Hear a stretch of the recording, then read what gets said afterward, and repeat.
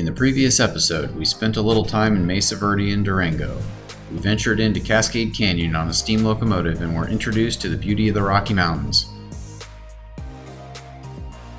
In this episode, we head north from Durango through Silverton, then embark on a 2-day trip around the Alpine Loop. We'll tour the Old 100 gold mine and discover jaw-dropping beauty near the Sunnyside mine.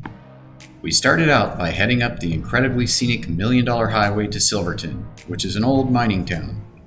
In 1874, the first cabin was built, and by 1880, the town looked like this. And now, here is a picture of the town today. By 1883, Silverton boasted of having a population of 2,000 people with 400 buildings, 2 banks, 5 laundries, 29 saloons, several hotels, and a bawdy red light district on notorious Blair Street. Here's a photo of what Main Street looked like back in the 1890s. Long before settlement, the area was regularly explored by the Anasazi and later the Utes, who hunted and lived in the San Juans during the summer.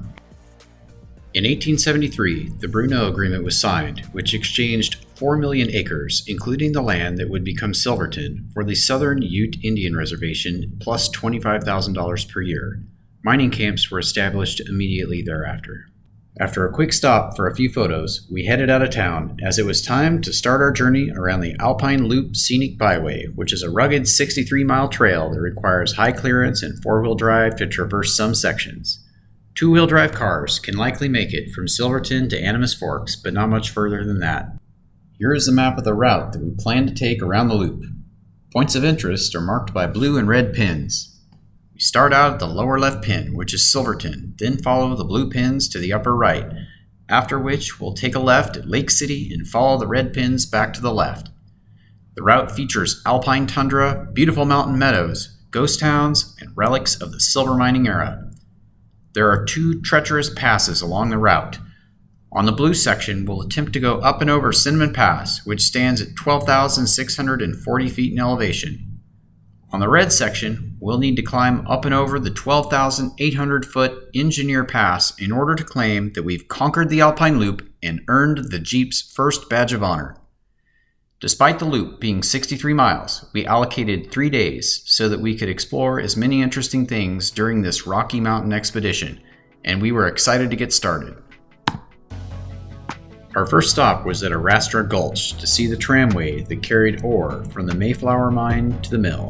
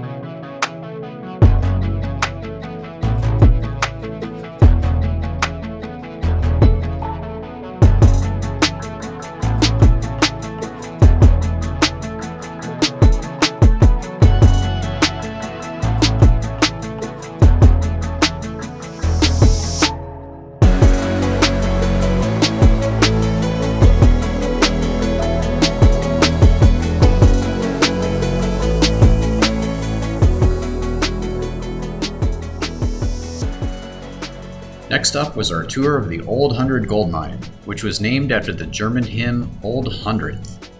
The first claim was made on Galena Mountain in the spring of 1872, and expansion of the mine continued, but in 1973 the mining stopped as the cost of removing the ore was hardly profitable.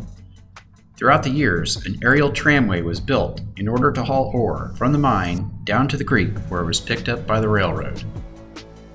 After receiving some historical information about the mine and a little about how miners found veins of precious metals, it was time to head into the mine.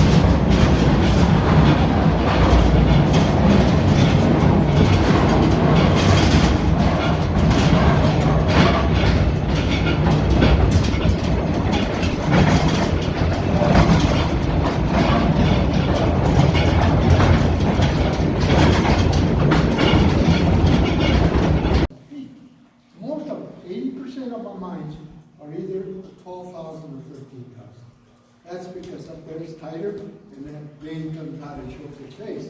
They did not last long in his life. One thing, reason, dust. Everything was under compressors. They were outside. They had holes all the way to the next level. Right?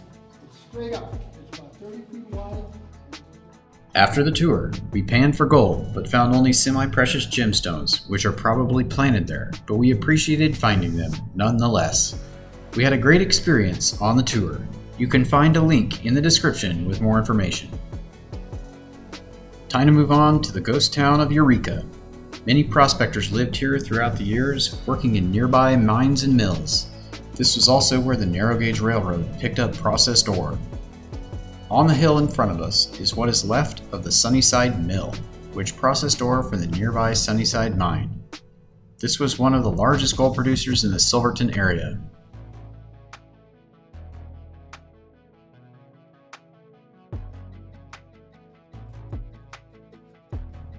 Here's a picture of what the mill used to look like, and another picture taken from the opposing mountainside that shows what the whole town looked like.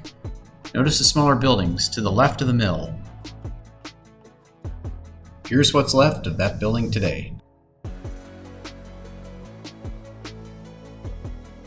After looking around the Eureka town site, we were off to see Sunnyside Mine in Lake Emma, which is one of the most beautiful places we've ever seen and was also the site of a terrible disaster. More on that in a bit.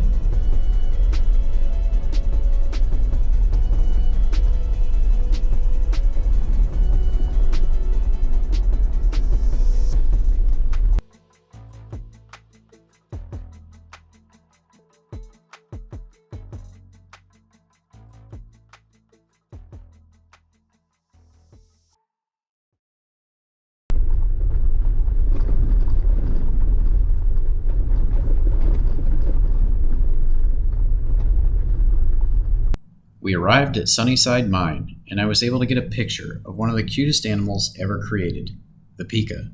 These little guys are most closely related to rabbits, although it appears more like a hamster to me. They live up to 20,000 feet in elevation, eat plants, and can die if exposed to temperatures greater than 78 degrees for a prolonged period of time.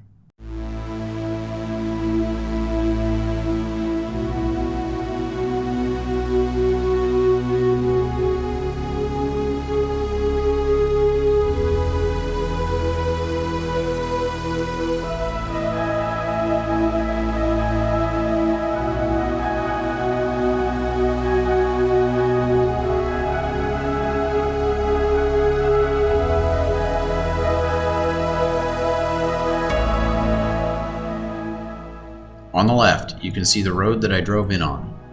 The road leads back to the mill that you saw pictures of a few minutes ago. On the right, you can see a tramway house, which used to redirect carts around the corner.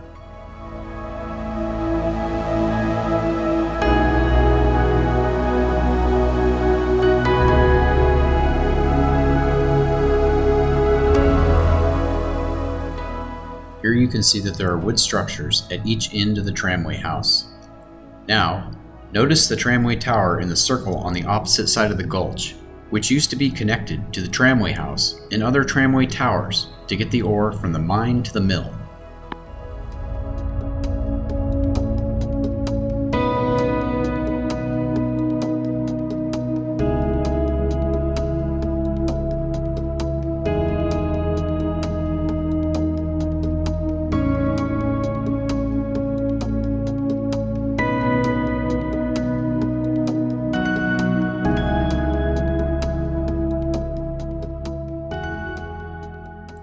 In 1959, they drilled tunnels to find gold underneath Lake Emma, which is seen here inside the yellow circle. During the winter of 1977 to 1978, a fault appeared in the mine shafts under the lake and began to leak, but experts felt the distance between the lake and the mine was safe. They were wrong. On Sunday, June 4th, 1978, at approximately 6:50 p.m., the lake broke through into the mine, dumping its entire contents, estimated to have been 500 million gallons of mud and water, into the mine. The violent rush of water blew out the 2-mile-long American and 1-mile-long Terry tunnels. At the American Tunnel portal at Gladstone, on the other side of the mountains, Water flowed from the mine in 8 to 10 foot waves, filled with mine timbers, equipment, and debris. A 20-ton Plymouth locomotive parked below the main ore pass was completely flattened.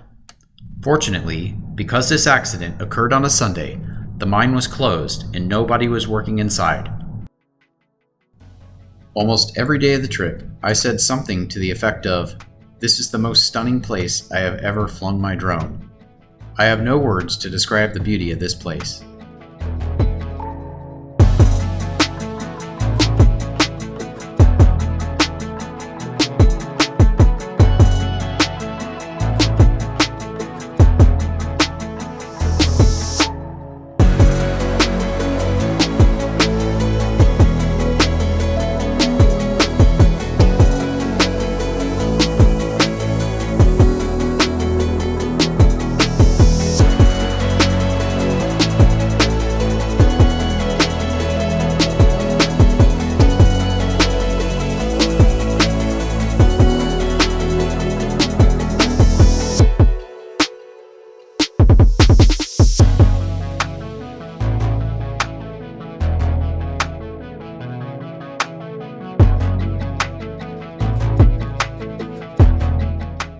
Here is a picture of Sunnyside Mine in the most comparable angle I could find.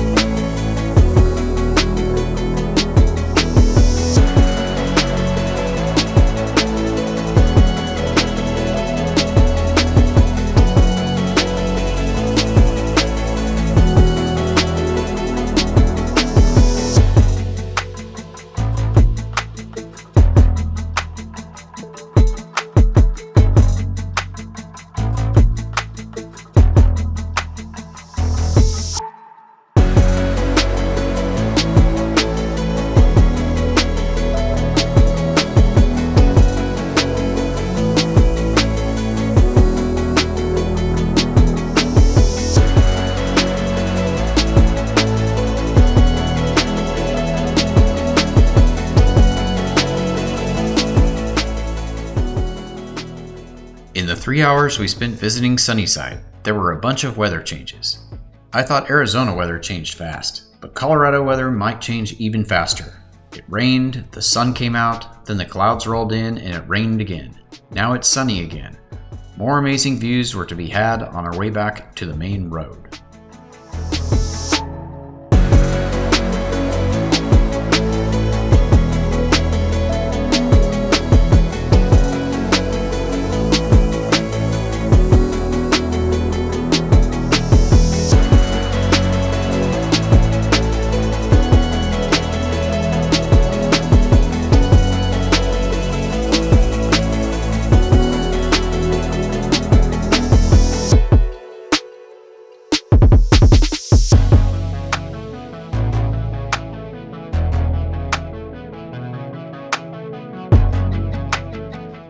In the next episode, we make our way to the well-preserved ghost town of Animas Forks, try to traverse Cinnamon Pass in a downpour, and try to find an available campground as we continue our journey around the Alpine Loop. Bye for now.